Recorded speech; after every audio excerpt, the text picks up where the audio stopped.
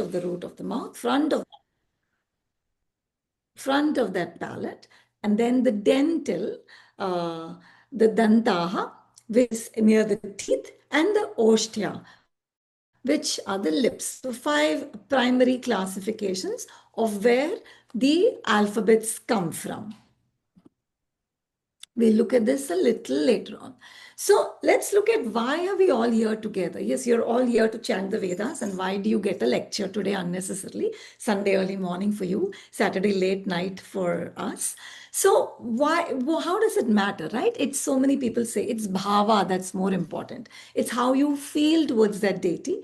Because if you have that feeling, then everything else is okay. It really doesn't matter.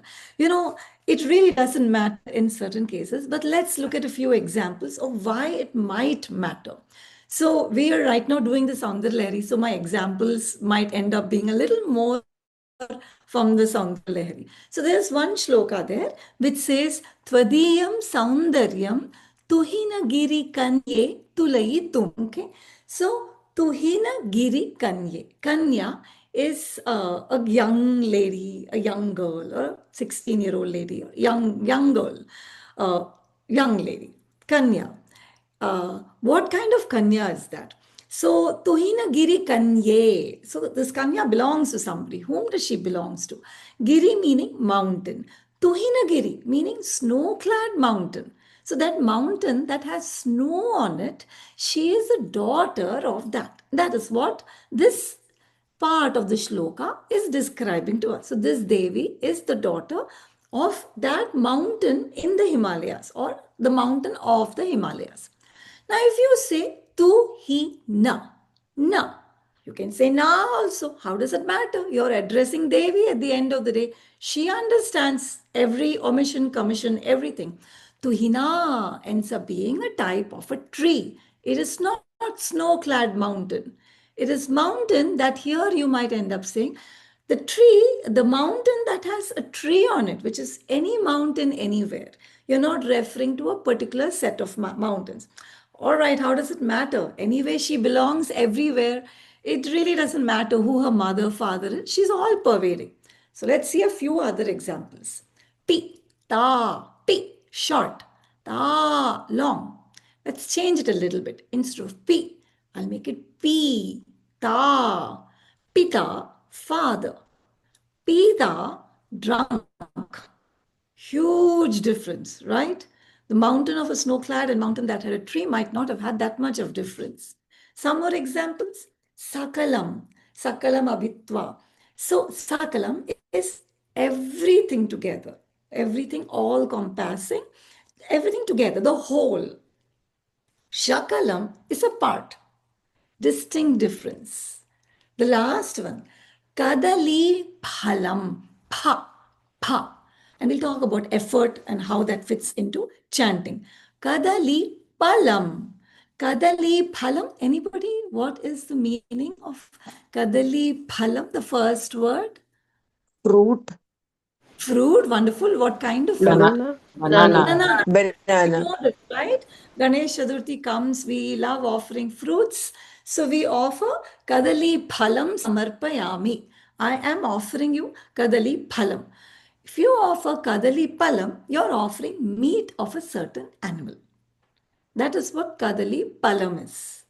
So if the tuhina didn't make much of a difference, kadali palam. I have just made a slight change in pronunciation, and look at how humongously the entire meaning of the word is totally changed.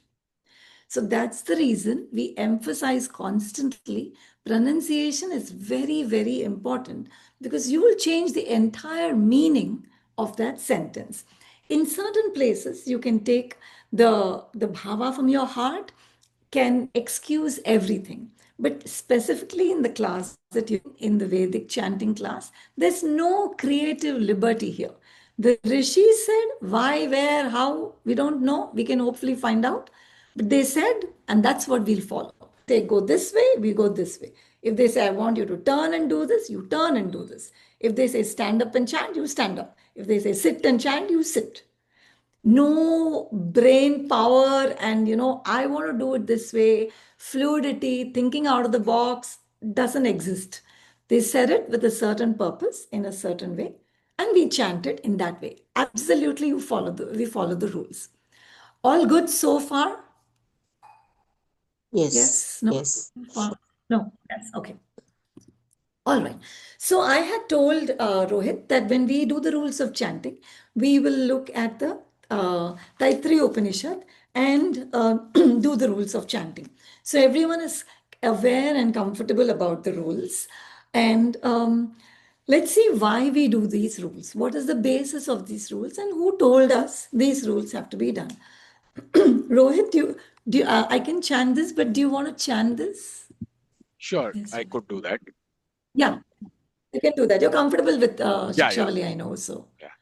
yeah, Shiksham please do. Vyakhyasyamah Varnaswaraha Maatra Balam Saama Santana Ityuktakshi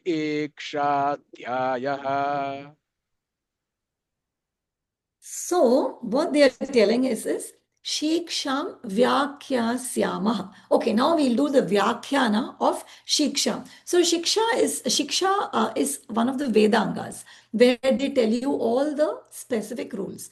Those rules also happen to fall in the Taittiriya Upanishad. So, we are taking Taittiriya Upanishad as a primary basis, but we'll also deviate into the Shiksha Shastra, which is the same thing, but elaborated probably a little more. If I'm very fast, please let me know and I will slow down. Okay. So, Shiksham Vyakhyasyamasah. Now we are going to do Vyakhyana of Shiksham. Of Vyakhyana, we are going to elaborate on it. So, what are all the elaboration? Varnaha, Swaraha, Maatra, Balam, Saama, Santanaha, six. And then what do they say? Ityukta Shikshadhyaya. This is what the Shiksham is. That's it, done. Next chapter. So this is like so codified, right?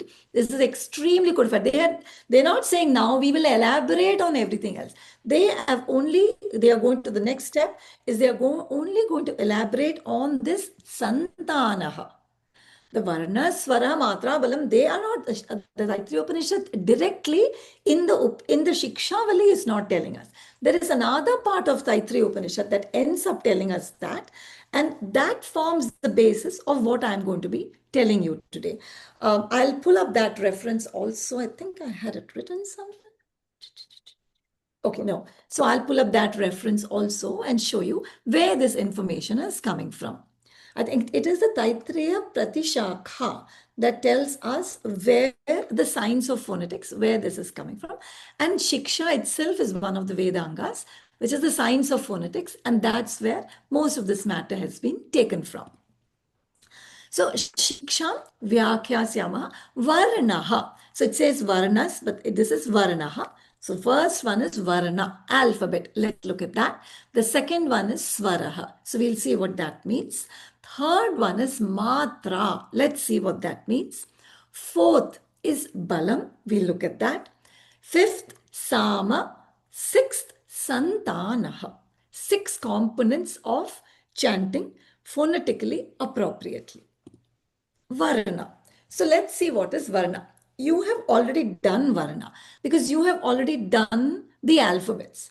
So the Varna part of it will tell you what is the origin of these alphabets in the mouth. Now we'll get into that in a little more detail later. But what is the origin of the alphabet? Where is that alphabet coming from? You know if it is coming from the throat, if it's coming from the roof, back roof, front roof, teeth, mouth, all that stuff you already know. Swara is a pitch. Again, not exactly a pitch. We'll talk about that. What is matra? Matra means a measure. Matra, if you want to take a matra, one when a lot of women here, or men, when we cook, we take 1 cup of rice. That is a measure of rice. That's a matra, eka matra. That is a matra of rice. Here we are talking about matra in terms of chanting. So that means time in this case. Balam is effort. Same in many languages. Sāma is a sense of uniformity. How uniformly are we chanting? That's interesting. I'm just seeing something happen on my screen. I have no clue where that's coming from. Um, Sāma, uniformity. Santana is flow. And they have elaborated a lot on this part. So we'll look at this part after we see the first five. Rohit, am I supposed to do something here or no? Let me try to Somebody is remove that. using the Somebody is yeah, using. somebody You has can erase it. access to the pen, so they are using it. So one of the audience definitely. I see Pallavi here. So if there's a Pallavi, if you could please refrain from using it. I'm sorry, I didn't know what I touched, but No I problem. will. I'll undo. I don't know how to undo it, but I That's won't okay. touch it. Yeah. Is there a way I can stop that? Um, I'm sure I There's can. I an don't know. annotate button. I think someone. I'll try Yes. to erase it. Let's go ahead. I found the eraser. All right. Okay, great. Okay, so all right, Varana. You've learned the origins, right? So can you guys tell me, those who are just starting Vedic chanting, comfortable with alphabets, where it comes from, where the part is in the mouth? You can unmute if I can just hear some yes. Not the ones who already Yes. comfortably. Yes. Yes. Everybody else too, who's in Rohit's class, who have just started, comfortable with it? Yes. Yes. Yes. Great, great, wonderful, wonderful. So 59 alphabets, okay? Out of 59 alphabets, we have 22 vowels. Actually, fewer than that, but it ends up being 22, 33 consonants. And we have what is called ayogavaha, which are 4. Altogether, it becomes 59. You know the site of origin and the semi-vowels, yer, lava, which have duplicate sites of origin, sibilants, sa, sha, sha, and an aspirate, ha. Okay. All right. Okay. So Sanskrit says we have 59 alphabets. Sanskrit grammarians say, wait a minute, we have 63 alphabets. Where did these 4 extra alphabets come from? So let's look at that part of it. So 4 extra, tada, are for us, for people who chant. 4 extra alphabets are for Vedic Sanskritam. It's usually not used that much. It is used inadvertently, but it's more important for us. What are those 4 alphabets? Ka, not ka, k, k, g, g, without the vowel completing it. So it won't be ka. Ka is k and a makes it ka, right? So this is k, k, g, g. But wait a minute, are we not confused again? Did we not already include this in that varna of kantha? It already came. So what are you talking about? How do we have 4 more extra? So these 4 alphabets are called yama varnas. These 4 alphabets, when they are in half a form, like Agni, if you have an alphabet, Agni, G is half, right? Agni, G is half, it is almost duplicated. You all already have been saying it, you probably are just not aware of it. So when we say Agni, so Gita Lingam, can you say Agni? Agni. Agni, there you go. Okay. Agni. So you automatically, Sandhya, you automatically did almost duplication of the G. Agni. It automatically happened. We already speak it that way. So if we see any alphabet that is, let's look at G again. Jagmatuhu. Jagmatuhu. It almost sounds like a double G. Chaknatuhu almost sounds like a double kha. Almost like I've said, 2 khas. So this Chandra Bindu is what is placed on top of the alphabet. I could not place it here. I really couldn't figure out how to place it here. So that's the reason I placed it separately. So this is placed on top of the alphabet. Okay. So These four alphabets are called Yama Varnas. So when you see these four alphabets in chanting, just pay a little attention to it. It'll automatically happen, but you will realize that you're duplicating this alphabet. Okay, so that is about the Varna. Since you already know most of it, we'll come to it again at the end when we look at the Shiksha Shastra as to what effort is done in pronouncing these Varnas. Swara. So again, this is reasonably redundant for those of you who've been chanting already. So for those who have been chanting recently, there are three primary swaras. Swara is not a pitch. So swara is what Rohit just chanted. Rohit said, Om Gananam Tva. Rohit did not say Om Gananam Tva. He didn't say that. He said Gananam Tva.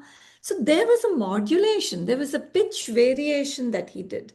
That pitch variation is called a swara.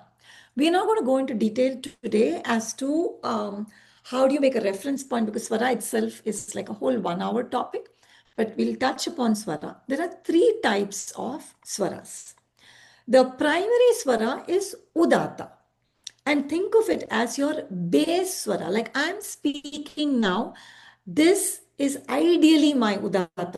If I do something like, if my voice would have been, okay, now I'm speaking, now this is my udata. So this would be my udata. This is my normal speaking voice. This would be my udata. This is my actual normal speaking voice. So ideally, this should be my udata. Sometimes we chant a lot and we say, my God, my throat is hurting after that. Because we're not chanting at our voice, at our normal voice, which is okay when we do it in a group. But if any of you have that problem, please talk to your teacher and she or he will figure out a way around that. Okay?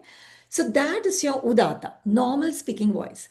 There's a reference point with what is called tanpura. And that gets an alphabet A, B, C, D, etc. That's just a voice reference point. So I can say twinkle, twinkle. I can say twinkle, twinkle. Like it sounds different, right? So that is giving you a reference point. That reference point is called a shruti. It's like imagine space and infinite dots in space. And that space represents all the notes. And you're pulling out one note. One point of reference. That point of reference is called a shruti. When we chant together, we try to have a common point of reference. Okay? All right. So this is udata. If you go up, that becomes svarita. If you go down, that becomes anudata. So how is it represented on this scale? If you see here, gananam, G has a line, a horizontal line below it. That means it is an anudata. If there is nothing, havamahe, nothing here, no drama, that means they are all udatas. Lower line, anudata. A vertical upper line, swarita. Two upper lines, dirgha swarita. So a lower line down, if this is my chanting voice, Om, that is my udata. Now Ga has a lower line to it. Om Ga. Om Na.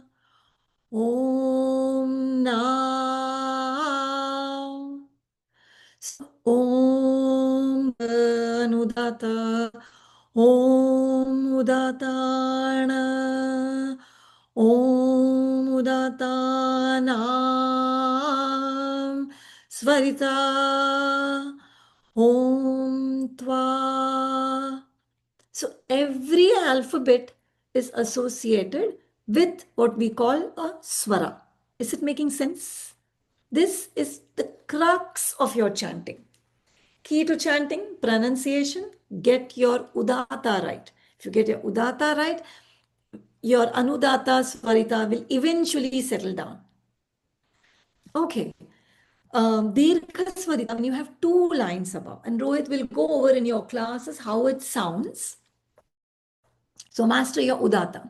Whenever in doubt, take the support of Om for your practice. If you don't know how to go up, how to come down, fall back on that of chanting Om in Udata.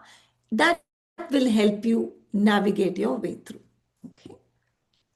Okay. So Rohit, can you tell me, can you call anyone who's like, who can read Devanagari and who is in your in your class?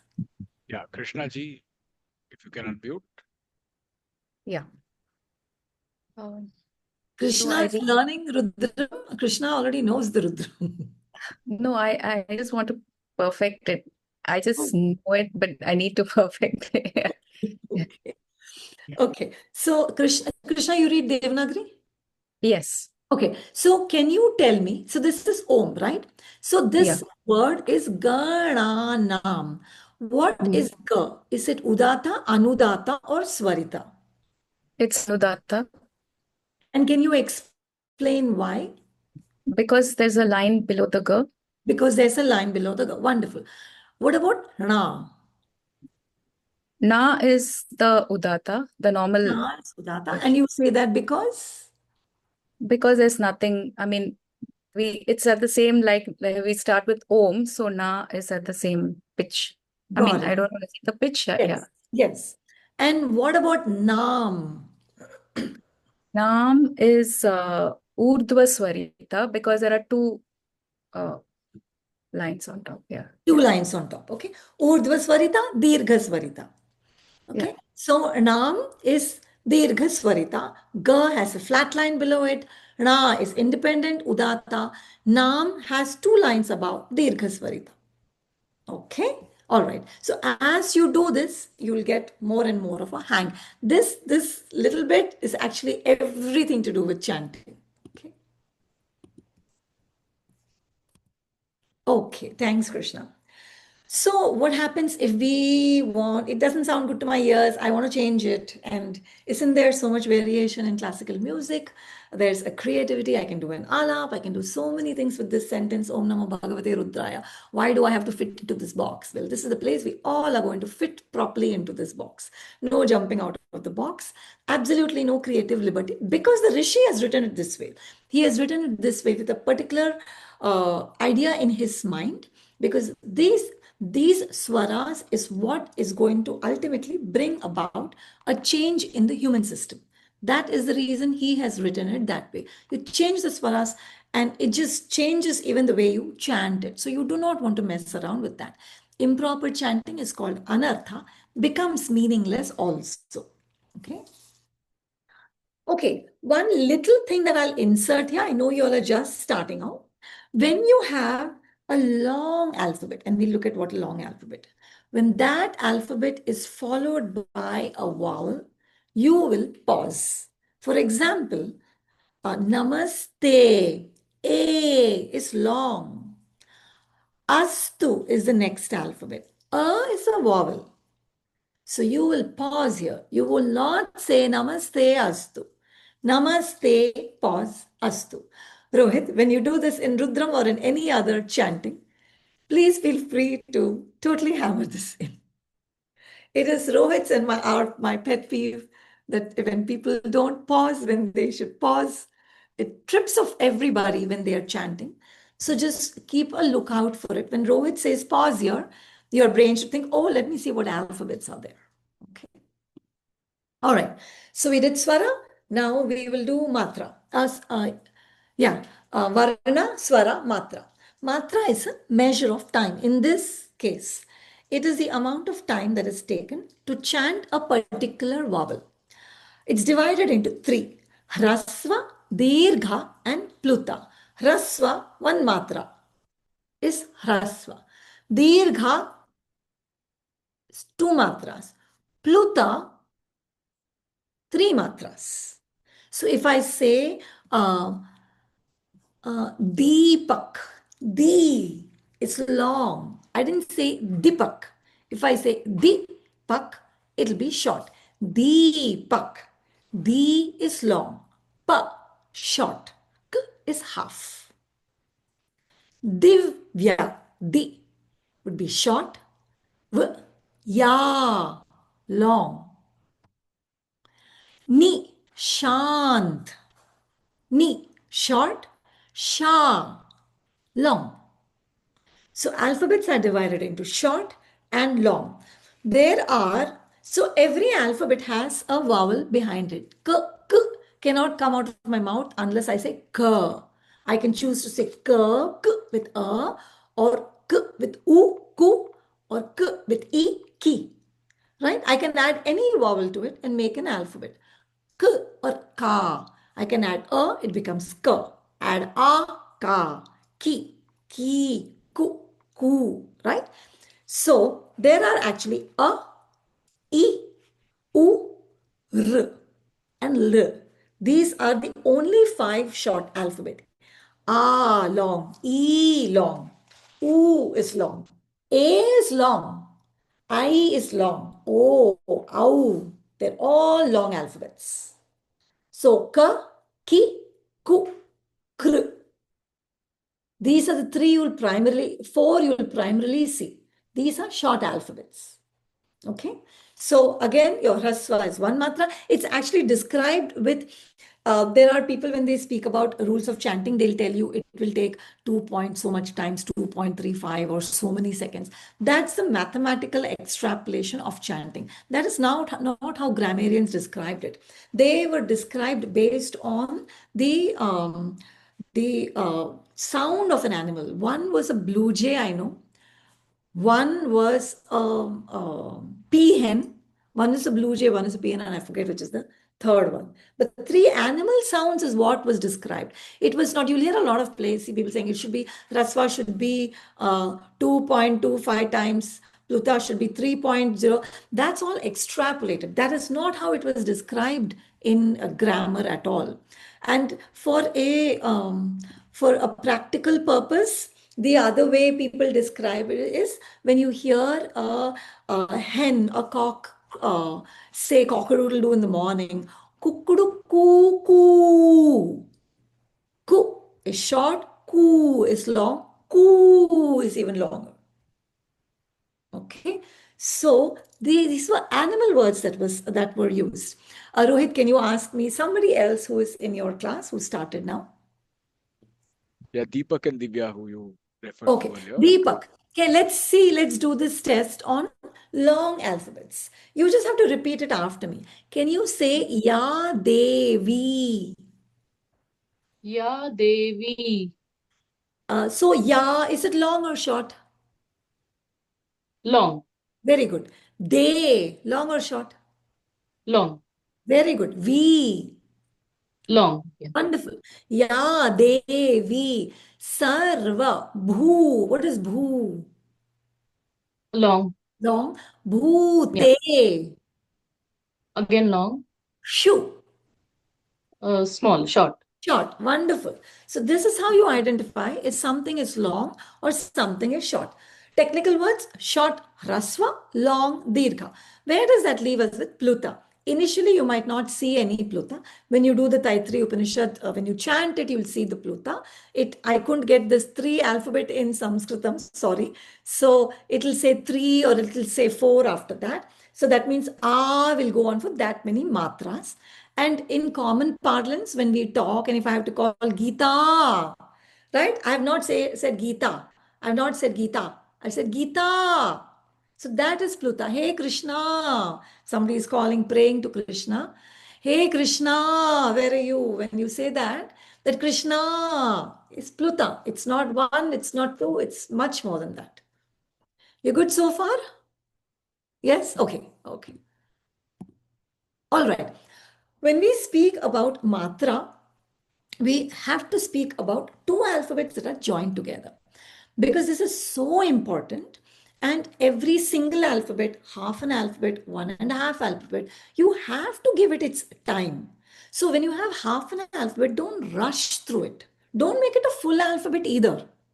It's half an alphabet. So for example, this is half a k and a th. In English, I think it's easy for those who are following the English script, but I would encourage everybody to follow the Devanagari script. If you have not learned it as yet, please start learning it.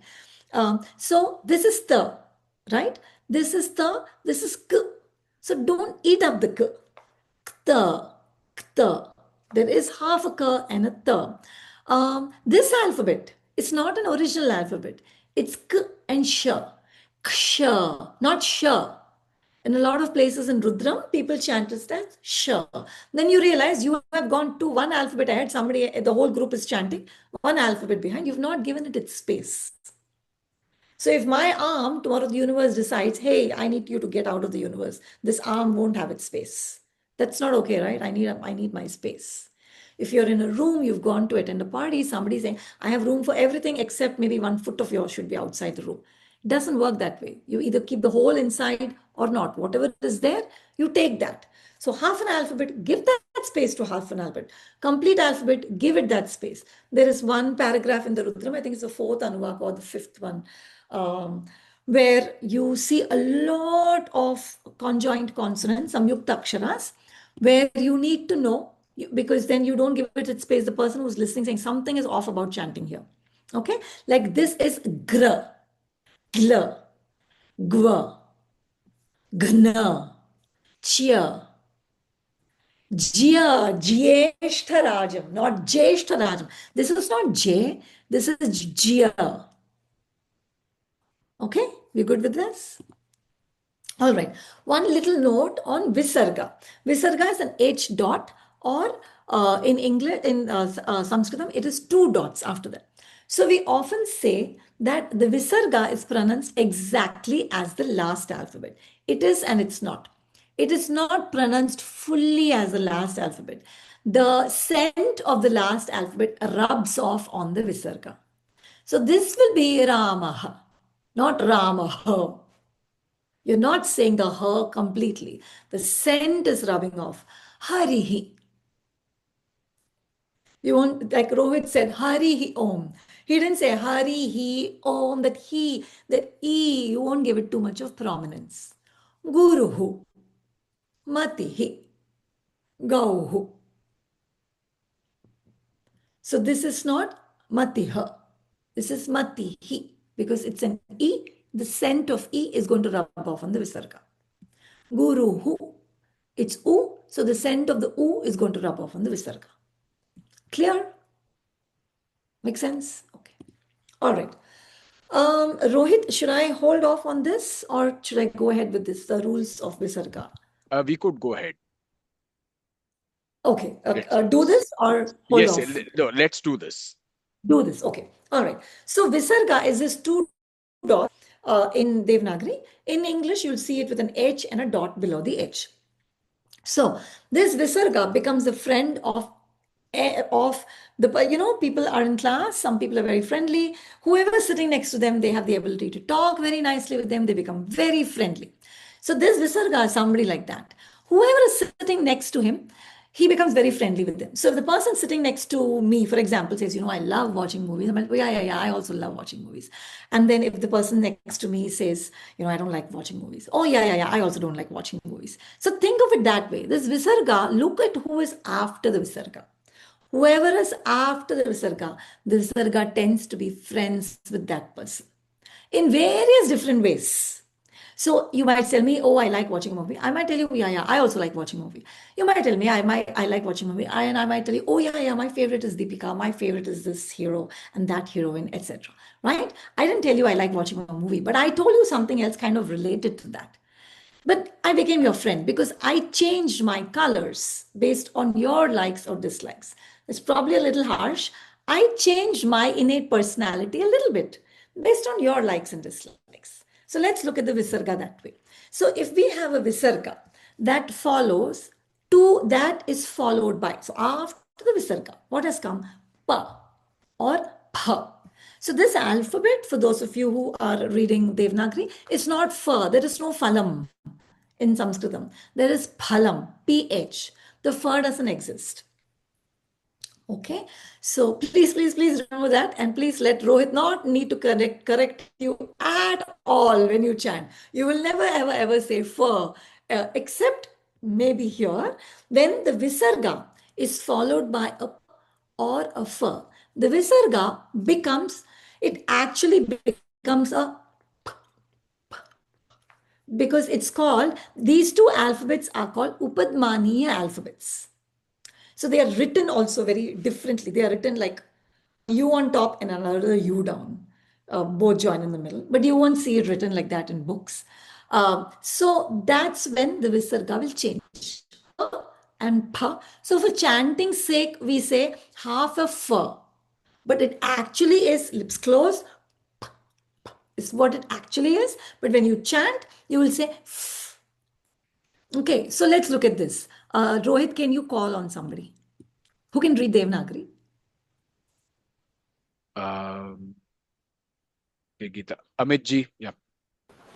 Amit ji, can you read this sentence for me? Nanyah pantha ayang naya videte. Vidyate. So he already did it. He did not say nanyaha. This word should have been nanyaha. Correct? What did he say? He said nanyaf. Because after the visarga, let's see who's the friend sitting in the classroom. There is pa. So when the visarga is followed by pa, or it becomes f. Yeah? Pa or pa. It becomes f. Clear? This is one visarga rule. The second visarga rule is if the visarga is followed by ka or kha, it becomes half a as if you're sighing out. Great place to breathe, by the way, when you're chanting. Ka or kha visarga followed by ka or kha, half a ha. Because this is called a jihva muliya. That's these two alphabets. Remember when we did what are all the alphabets? We said there are vowels. There are, how many vowels? 22 vowels. There are 33 consonants. And there are 4 ayogavaha. And then we didn't talk about that at all. So that ayogavaha, that category of alphabets is one im, what is called the Anuswara. That ganga, where that comes everywhere. That is called an Anuswara. Second one is visarga. Tada, that's a ayogavaha. And then is pa, pa, which is upadmaniya, and ka, kha, jihva muliya. That's why this visarga has these rules with these alphabets. Why not cha and cha? Why is this only with this group? Because this is termed, these 4 alphabets are termed such and such. Okay, now if the visarga is followed by sa, this is when I said in the beginning, oh, you like movies, I also like movies. Oh, you like books, I also like books. So if the visarga's friend becomes a sa, the visarga becomes s. If visarga's friend, the alphabet next to the visarga is sha, visarga becomes sh.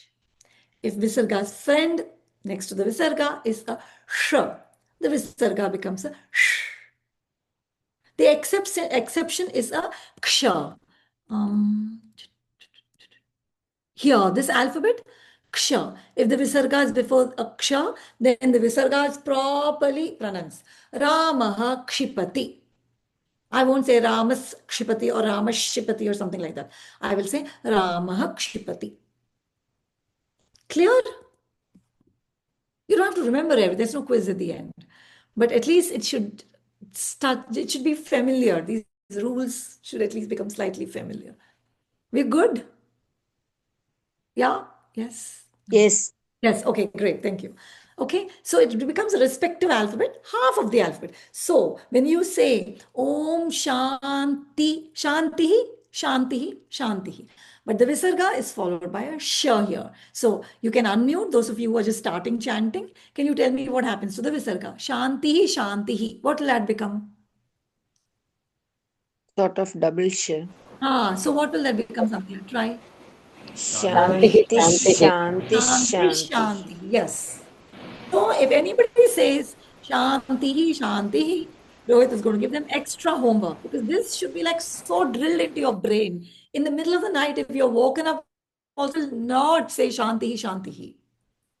You can say it normally when you're saying some shloka or something. But if you're Vedic chanting, you will not say Om Shanti, Shanti, Shanti. No.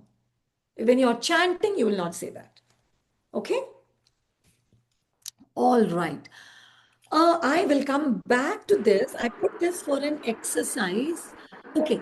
Ishu Shivatama. This part. Can somebody tell me what happens here? There's visarga. Ishishiva. Wonderful. Then I have Yatha Naha Sarva. What happens to this visarga? Yatha nasarva. Asarva. Higum Sihi Purusham. Yeah. Higum sif purusha. Higum Siv Purusham. Okay. All right. If we have time, we shall come back to this. What happens here? Namaste astu dhanvane. Is there any rule that we spoke about that is going to apply? Pause. Where will the After pause be? namaste, a slight pause, and then Fine. astu, because a is a vowel that follows a dirgha. Okay, great. Yeah. You guys Sandhya ji is okay? too good. Now we'll have others Yeah, I think do this. Sandhya ji, You, I will have you not yeah, answer. she's No, too good. She's got all the answers. she knows all the answers. Yes, Yeah. yes. We'll come back to this to see if we can do some exercises or not. Okay. So one little point for those of you all who are doing Devanagari and this question keeps coming up.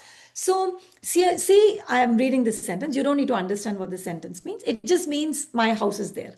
Mama griham tatra asti is what is written here. Here I'm saying tat mama griham. That is my house. Meaning is irrespective. Here there's a word griham. Here also there's a word griham. Here I put a dot on top. Here I wrote the m completely. Why so? Because if griham is if the dot word is at the end of the sentence, then you will write the m. Excuse me, ma'am, I can't see the script. Oh, is the screen not visible? It's visible. The It's screen visible. is visible, but the writing I am Here. not able to Oh, see. okay. I don't know whether it is my problem. Are you all able to Could be see? your screen then, Yeah, we because can we're able to see. see. Yeah, most It's of not too the much, others. Sandhya ji. I should move to the next shloka soon. Yeah, now it has come up. Thank you. Okay. So griham, when there is a vyanjana, what is a vyanjana now? A consonant. Yeah, my English with the vowels and consonants is all mixed up in my brain. So mama griham, ta is a consonant. It's a vyanjana, right? So when that is following the word, then the dot comes on top. If the griham asti would have been there, it is a vowel. There also we would have written the ma. So just suffice to say, there is some rule because of which the dot comes on top and the ma is written. Pronunciation doesn't change. You follow the rules of pronunciation rather. Okay? Okay. Okay. Balam. So what this balam means, in a lot of South Indian languages, balam means strength. It's exactly what it means here. It is a strength. It is your emphasis. Because remember, now look, let's go back to our original shloka. Where's our shloka?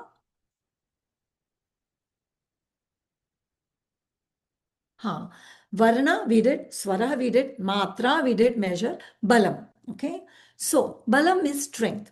And we'll talk about that a little bit at the end in the one of the Vedangas, Shiksha, what they say about balam. So balam is how much strength you are using to pronounce one particular alphabet. Okay, how much emphasis are you giving on it? Effort. So when you use effort, your prana comes into play. Here, prana has multiple meanings in multiple contexts. Here, the meaning of your prana is how much effort, how much air is being moved, how much effort are you actually utilizing. So two types of effort, less effort, more effort in this context of balam. Less effort is alpa. Alpa is little. I think in Kannada also they say alpa is little. So alpa prana, little prana you're using, little effort. More effort is mahaprana. Okay. So I am going to pick, I'm looking at Abhijit. I don't think your name is not Abhijit. BHI. In English, it's easy. Yep. In Yep. English, it's easy. There'll be an H. Whenever there is an H immediately after the alphabet, you know it is Mahaprana. So, Bhi, not B, Bhi. That is Mahaprana. Now, Nidhi, Dha, not Nidhi. Her name is not Nidhi. Her name is Nidhi. Remember what we said? Pita, Pita. You change the meaning. You change a little bit here and there. The meaning changes. So you'll call her Nidhi. Okay. Then I'm trying to.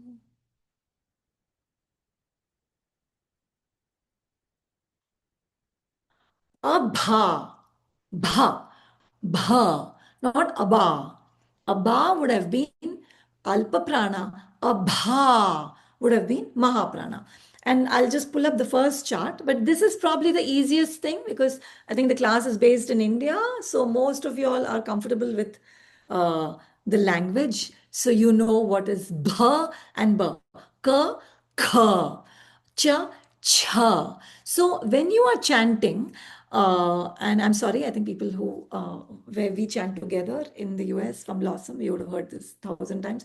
When you are chanting, the human being who's sitting next to you should be able to identify, aha, this is a Mahaprana. Not you, somebody sitting next to you should clearly say this is a Mahaprana. Okay? All right.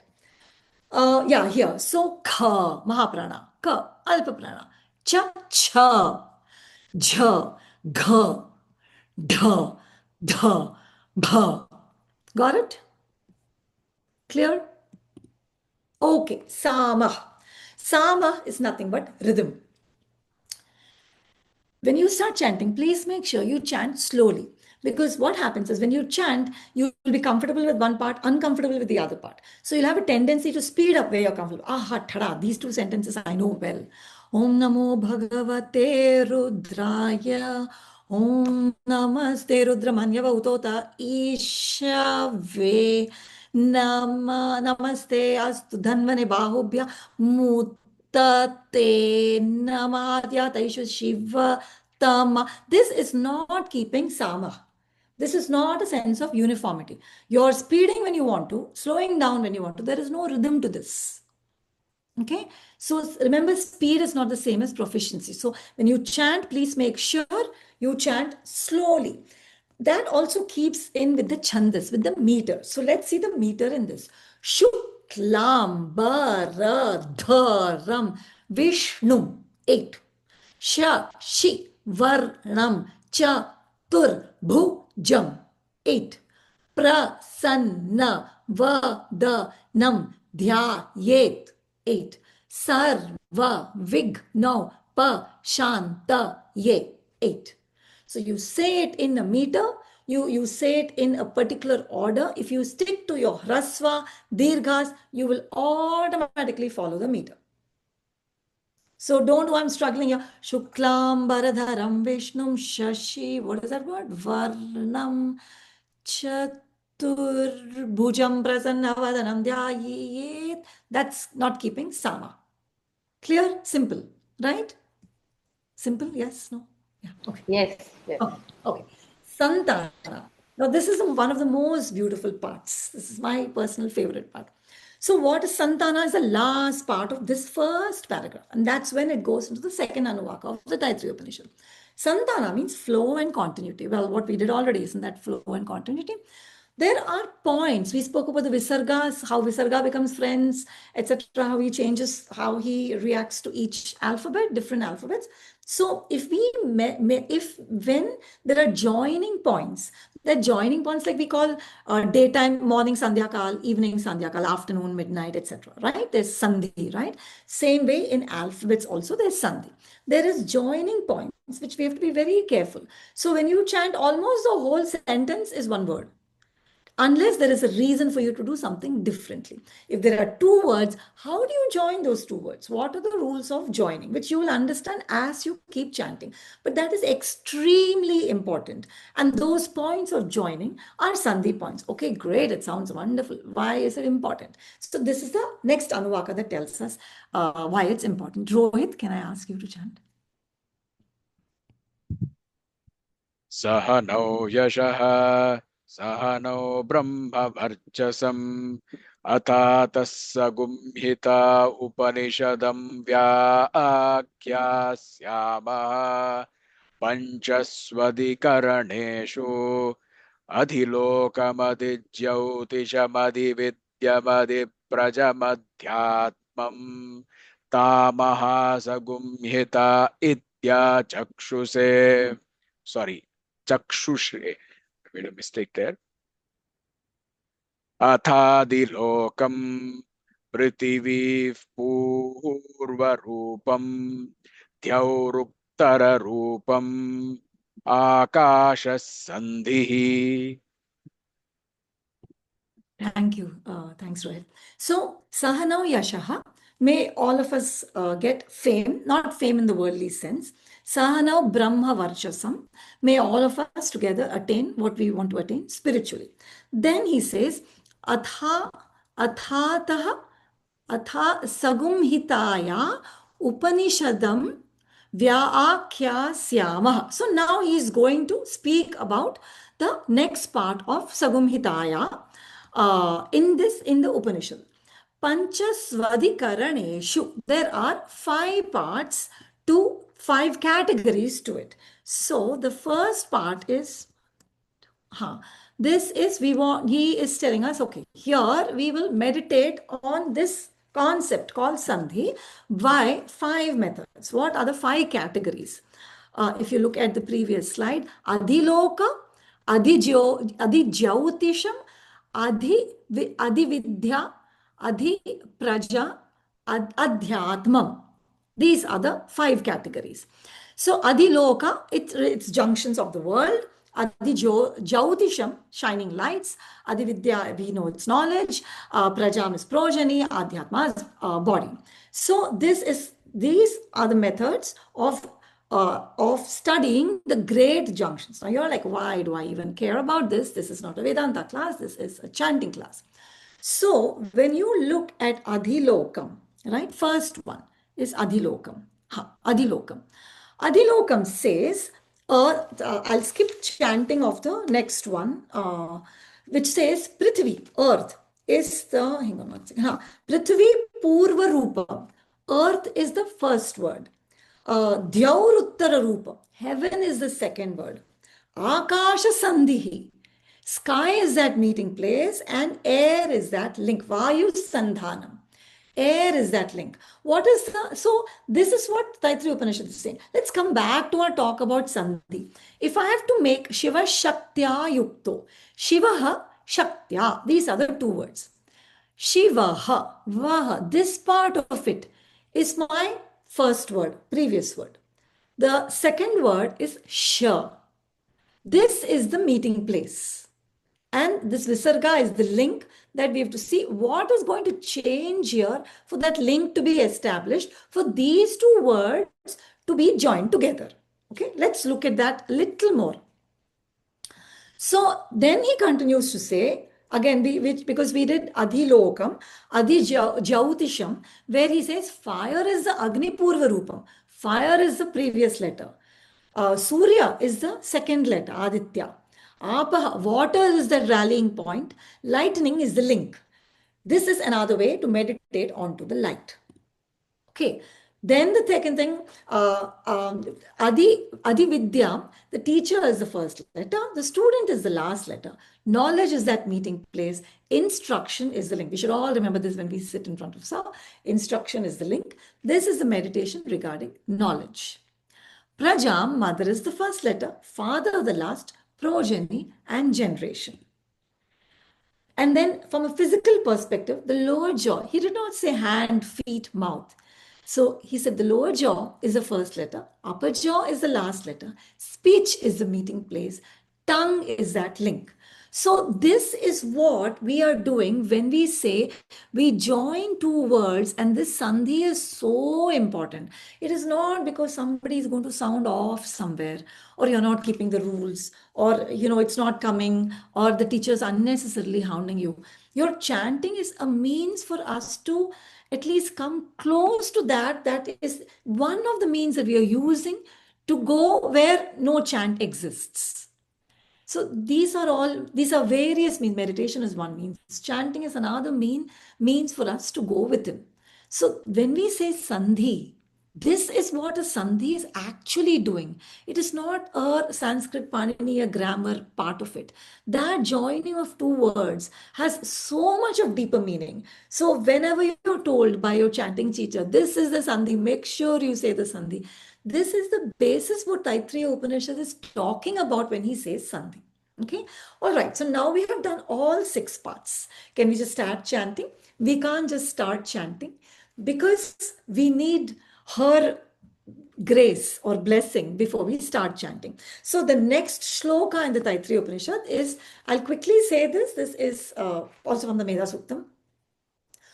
Om yaschandasaam rishabho vishwarupah chandobhyodhyamritat sambabhuva samendro medhaya sprinotu amritasya devadharano bhuyasam shariram me vicharshanam jihva me madhumattama karnabhyam bhuri vishruvam ब्रह्मणः कोशोऽसि मेधया पीतः ऋतं मे गोपाय Om Shanti Shanti Shanti.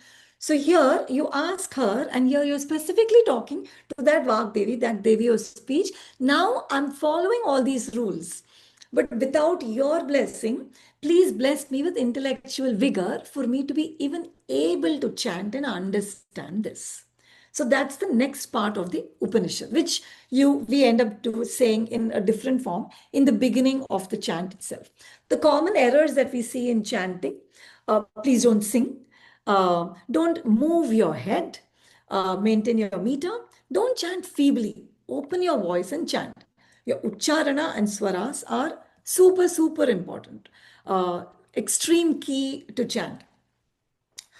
So we've said this, Rohit. Do I have another 6 minutes? Yes, we do. Right, okay, all right. So we spoke about, this is the first part of Taittiriya Upanishad. So if you look, and I'll show you a more reference which elaborates every part that we've already covered. So this is not like knowledge from space. So when you look at one of the Vedangas, which is the Shiksha Shastra, it talks about, now we did Varna, right? First part. These slides should have belonged there, but I thought if I put these slides there, then half of you will drop off. So what actually forms that alphabet? I mean, it is such a privilege for us to be sitting and learning this chant. Any chant, right? So what is a factor that determined formation of that letter? One is swara. We spoke about that. We spoke about kala, time taken, place of articulation. And there are two types of efforts. The two types of efforts are bahya prayatna, external effort, and abhyantara prayatna, internal effort. So bahya prayatna, abhyantara prayatna is between your oshtha, your lips, and this Adam's apple place right above that. So somewhere here. So between this is your abhyantara prayatna, internal effort. Prayatna is effort. Bahya prayatna is not coming from outside. It's coming from below, this part below, or somewhere above this part, nose above, this whole cavity area above or below this area. That's where the bahya prayatna it's coming from. This is what gives Veda its specific alphabet. Whether here we've only right now seen general alphabets. We also have alphabets specific to specific Vedas, like Rig Vedic. When you say, you will see the alphabet Gum, G, and a dot on top. Those are pronounced very differently in Rig Veda, differently in Yajurveda. Even in Yajurveda, there will be some Sampradaya Vedam. Some teachers teach it in one way, some teachers teach it in another way. There's nothing right or wrong there. This, what we've seen, what we'll just see, it explains the sound generation. Now, we are differentiating between that and Dwani, because you're talking about sound that we are producing, the Vyakta and Avyakta sound. We should differentiate between two. There can be a clap also produced. That's not what Shiksha Shastra is talking about. Okay, it's talking about specifically the Varna Ucharana or any sound Ucharana. So the first thought comes, and then there is internal air that is generated by Vayu, but then later pushed by Vayu, generated by Agni. The Vayu helps move that air upwards. When that air moves upwards from down, it has to hit a barrier. It reaches the place of articulation. Based on that point of barrier, that air will strike, and then the articulated sound is produced. So these are the steps when your brain is thinking about uttering a certain alphabet. This is all your body is doing before even the alphabet is uttered from the vocal cords. All this part is called. All right. So place of articulation has to be there. There has to be an external effort and there has to be an internal effort. The external effort we saw it's not in the vocal cavity. Ideally, they say the external effort is not voluntary, but in chanting, there are certain external efforts that are voluntary. The internal effort is the air that you move inside your mouth. You say ka, you say kha. You have made an effort to move the air differently in your mouth to produce two different sounds. Cha, cha. What changed? The Vyutpatti sthana was the same. The way you moved the air inside your oral cavity was different. So when you say kantha, right? We say ka, kha, ga, gha, nga, kantha. A is also kantha. If I say a, if I say ka, kha, the sound is so different. What changed? Your prayatna changed. The prayatna that you used inside ended up changing in your throat itself. That is what produced all these different sounds. Same example for palate, teeth, lips, nose, everywhere.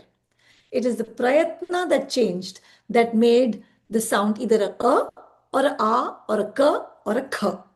Okay.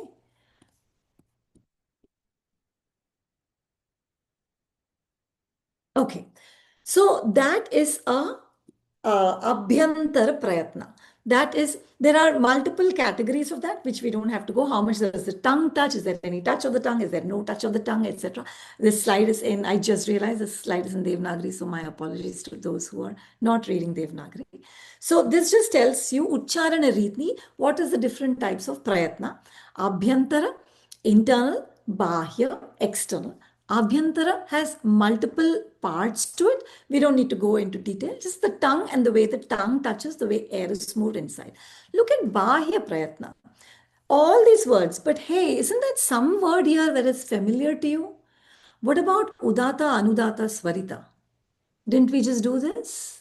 We did this. What about Alpaprana, Mahaprana? Didn't we just do this? We did this. So all this forms a part of Bahya Prayatna. So they say Bahya Prayatna is involuntary in terms of how the sound is produced. It comes, we are not controlling the Agni, we are not controlling the Vayu, the sound just comes out. But it is just so, even thinking about it is so enormous that the rishis and the grammarians even thought that this is how sound is produced. I mean, all these steps to say something that we are just so casual about. Right? We just take, this is taken for granted. There could be a problem in any one of these places and the Uchcharana doesn't happen. So many steps that goes into just the production. This is too much detail. We don't need to. Okay. Production of that sound. When you practice with Rohit, how do you learn your swaras? How do you learn proper Uchcharanam? Practice, practice, practice. Practice. Master your Udatta. They should have another T. Make sure you practice with your Om. Because all these alphabets that we are pronouncing are actually have a sthana on the petals of our chakra. So every single alphabet that we pronounce, it has various effects on the petals. Every petal in every chakra is designated a certain alphabet. I'm not talking about the main bija mantra of the alphabet. I'm not talking about what we do in Chakradharana. I'm talking about petals. For example, when you see Mooladhara, this is from Ṣaṭ-cakra-nirūpaṇa. There is an alphabet Sa, Va, Sa, Sha, Sha, and Va. These are the four alphabets that are in the Mooladhara, etc., etc., the other alphabets that are in other petals. When we chant, we'll also see that some people will have difficulty in certain places. Some people will have difficulty in some other places. So slowly this chanting process is kind of going to get all your neurons to shift and move. You might look at somebody and say, my God, how is she chanting this sentence? I'm finding this sentence so difficult. That's because your neurons that move and shift are obviously different from her neurons that need to move and shift. Your likes, dislikes, her likes, dislikes are different. So two people in the same house, two siblings will have different ways of chanting. People who've been together for a long time will still have different ways. Some place, even after you've chanted for a long time, you know that this particular part I either have difficulty or this particular part I actually enjoy a lot. So that's because the neuroplasticity of your neurons is totally at work. So let it work. Let us use chanting as this beautiful medium that's been given by Devi to bring this form of internal shift. And let's all be very grateful to Sir and to teachers like Rohit who are taking the time and effort to start, who's taken this time and effort to start this new class. I just want to show you one part. Can you see my slide? Yeah, okay. Yes, yes. So Yeah. you can see it, right? Okay, so this is where all the data is come from. This is Taittiriya Pratishakhya, where they speak about what is a varna, what is a hakara, how is it pronounced, what is what is udata, uchchair udata, nichair anudata, samahara swarita. It's more of a grammar book. And then what happens to alphabets as it progresses. So this is not like pulled up from thin space and some human being decided to make it up. This is just rich knowledge that has come from our ancient rishis.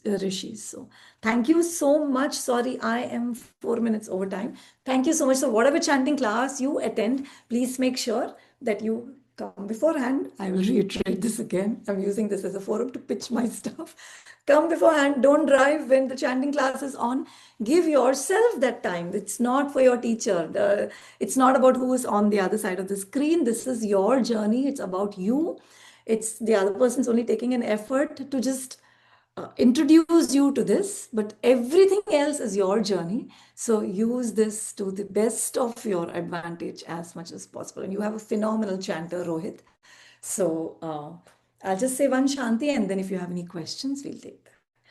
ॐ स्वस्ति प्रजाभ्यः परिपालयन्तां न्यायेन मार्गेण महिं महिषा गोब्राह्मणेभ्यः शुभमस्तु नित्यं लोकाः समस्ताः सुखिनो भवन्तु सर्वे भवन्तु सुखिनः सर्वे सन्तु निरामयाः सर्वे भद्राणि पश्यन्तु मा कश्चित् दुःखभाग् भवेत् ॐ शान्ति शान्ति शान्तिः श्री गुरुभ्यो नमः हरिः ॐ कृष्णार्पणमस्तु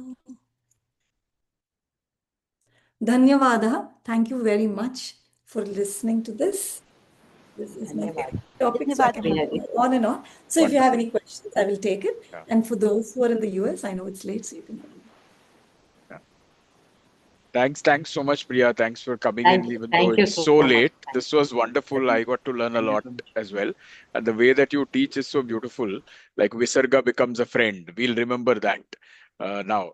And you went to multiple layers of this and what's the impact on the petal. So why we chant all of this? How it is the impact on each of the chakras? So right from that one. So and how does Sāma impact the chandas? That's something I learned newly as well. So thank you for all of that learning. We are here for a few more minutes if you are there, and anybody I'm here. has a few questions. Yeah, let's take some questions.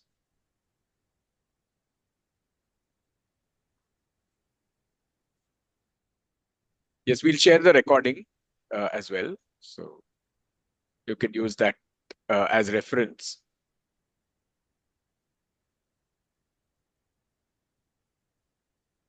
Okay, awesome. If you guys have Questions, no anyone?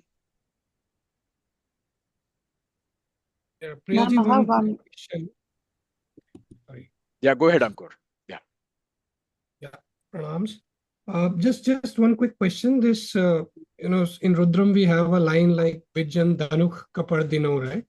So I just wanted to know, the rule that we are following here, and what is the exact sound? I mean, is it the k sound, or I was also listening something Dhanu. different? I couldn't So comprehend it. Dhanu Kapardino, right? So Dhanu Okay. will be, you have a visarga there, followed by a ka. So a visarga followed by a ka or a kha will end up becoming a So it's not kha, right? The kha sound is not there using. it's dhanuh Dhanu. kapardino. Okay. Okay. Yeah. Dhanuh. So whenever you have a visarga before a ka or a kha, for me that's like a super awesome time to breathe. So I can breathe out. So dhanuh Okay. kapardino. Yeah. Okay. Thank you. That's Ma'am, could you give an example for, like you said, right, that similar rule will apply for cha cha also. So I just wanted to know a line. Which church, huh? Like a visarga come after No, cha. no. Visarga comes after church, no. So when you do the Rudram, right? So the reason the Visarga is constantly changing is because the Sandhi is happening, right? That's why the Visarga is changing. So there are three types of sandhis in Sanskrit. One is swara sandhi, where you have two swaras. Two swara is what? Swara is two vowels. Two vowels, that means the last alphabet of one word, the first alphabet of the second word, or either that kind of words. So those two are joining. The other type is where you have two vyanjanas, two what is that, consonants that are joining. Visarga is so important that it has a third category altogether of its own. So the category is a Visarga Sandhi. So in chanting specifically, you will get examples where you will need to change your chanting, and these are the examples you will see. You will, when you have a ch or a cha, or when you have any other alphabet, sometimes you will have half a sa, sometimes you have a ra. That will already be given in your text. You don't have to worry about that. The text, the book Okay, will take okay. care of it. Because if you go into that, then that becomes like a grammar detail. What happens with the visarga after cha, what happens after cha, based on the with the visarga itself. But that is a Sanskrit grammar detail. For chanting purposes, the text will already tell you that. So we don't have to break our head. We only have to bother about these specific instances that we already gave. Okay, Ma'am, okay. I have a Thank you. question. I have a question. Yes, please. Ma'am, thank you very much. Understand how deep the subject is. The question is, at some point of time, it feels like we also would like to know the meaning of the Sanskrit words. Now, of course, this is not the priority at this stage when our focus is chanting. But at what stage do you think we would endeavor to learn the meaning of each and every Sanskrit word?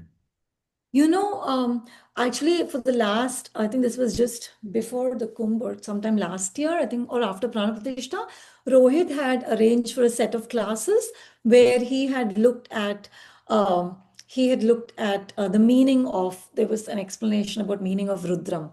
It's great, yes, if you know the meaning, but I specifically foresee if you're doing a shloka, it's very nice to know the meaning side by side. Vedic chanting itself is so deep. So it's like if I give you a medication, right? You take the medicine, it's going to work on you.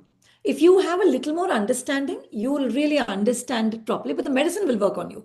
So when you chant, even if you don't know the meaning, the chant will work. Yes, sir has actually said knowing the meaning is quite good. But since the whole area of chanting is so complex, so it's wonderful if first you kind of get the hang of it. So get the hang of chanting. And trust me, once you start chanting, it becomes so addictive that you're like, I don't know why, I don't even understand what this means, but I just want to sit and chant. That's all I want to do. And then when you go into something like Rudram, then simple for Shanti mantra, Sahana Vavatu, Shanno Mitra, Sir's explanations are there. So that's like the easiest thing. You just pull up his video and watch that. So those two I know Purnamada, he has given explanations to.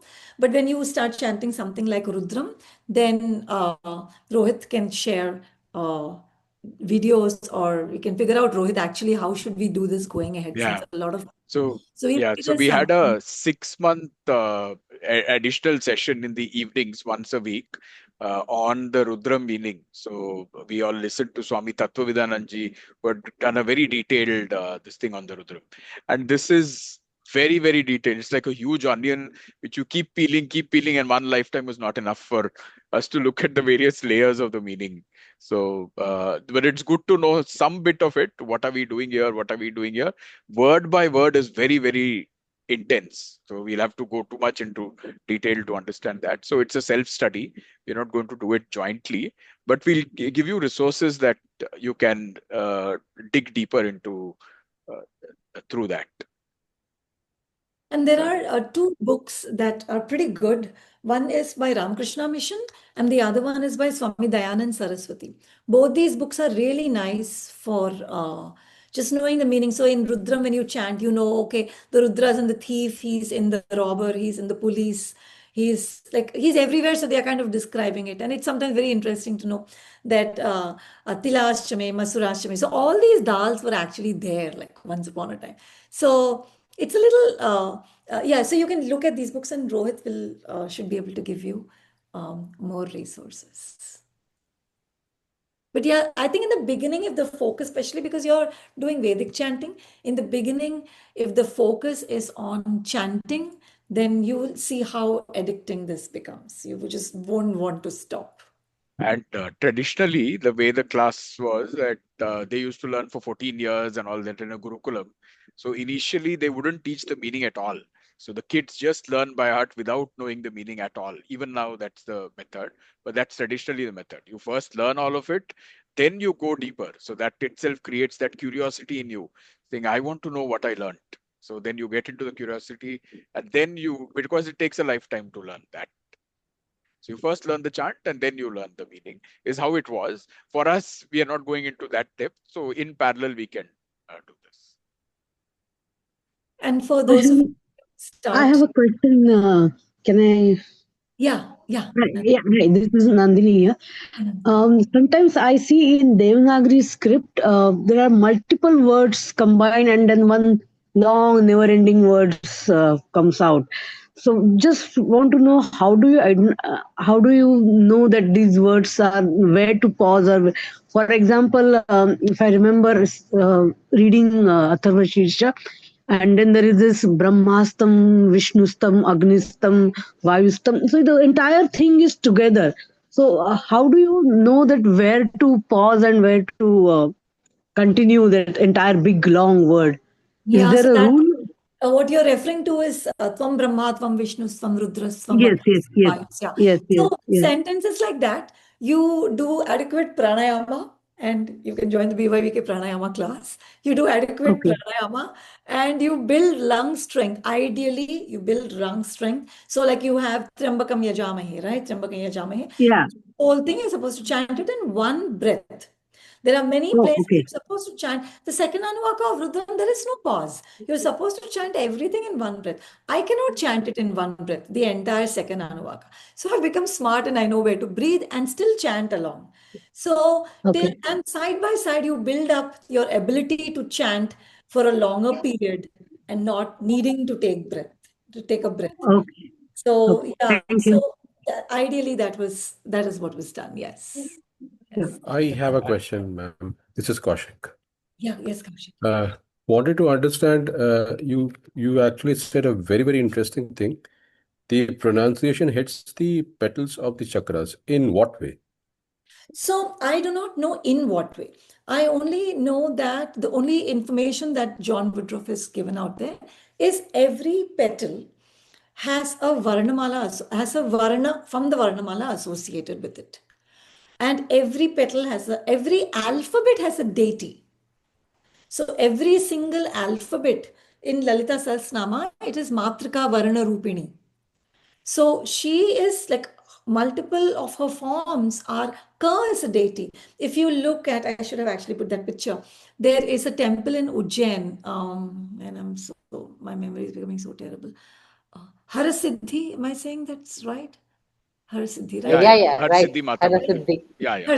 That temple, if you look up in the on the roof of the temple, you can Google it. There are pictures there. There is every Varnamala, every alphabet, and a picture of the Devi associated with every alphabet. So how it gets stimulated, I don't know. But if you say Ka, if you say Om Namo Bhagavate Rudraya. Knowing the meaning, not knowing the meaning, it is one of the Ru is a form of the Devi, Dra is a form of the Devi, Ya is a form of the Devi. So every Varna of the Varnamala is a representation of that Devi. That is why pronunciation is very important in Very, Sanskrit. very important, because you're addressing the Devi. If you're addressing Krishna, will you not be particular? You won't mess up his word, right? Thank you, madam. It's very interesting. And for those of you, when you start, all these rules have been put. So if it's difficult, right? There are some people whom it comes easy to. They are singers, maybe swara is not a problem. You will see that the Udata, Anudata, Swarita is so easy. And for some people, it's difficult. It's not easy in the beginning. Please don't give up. Just keep going at it. I always give the example of this person called Prasad, whom I think is on the call today. He had so much of difficulty with Udata, Anudata, Swarita, and he prodded through, and Devi's grace, and he chants so well now. I mean, in the beginning, it was so, don't think, you know what, I'm not a singer. These people are getting it so easy. I'm like the last in the class. I'm not getting anything. So when she's there, it's not our problem. Our problem is to put in the effort. That's it. Only the prayatna will do. Rest, it's up to her to take care of. So yeah, for me, he's like the standing example of how he persevered.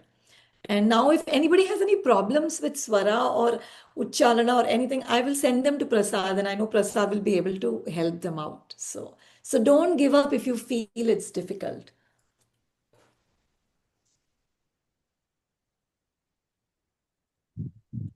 And I think there's a very practical aspect to the chanting rules and the swaras and so on.